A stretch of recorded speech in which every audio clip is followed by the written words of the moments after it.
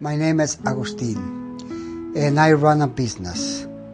And recession came, and my credit cards gone full because I thought a recession would be short recession, but it wasn't a short recession. So my business went down all the way to 40%, like I said before.